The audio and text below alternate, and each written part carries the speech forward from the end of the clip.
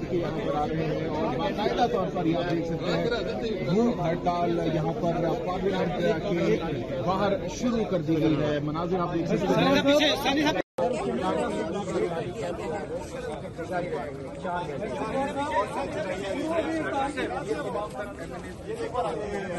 आगे यार थोड़ा दूर रखे, बाकी लोगों को भी आने देना यार, थोड़ा पीछे रखिए ताकि बाकी लोग भी आ सकें। थोड़े से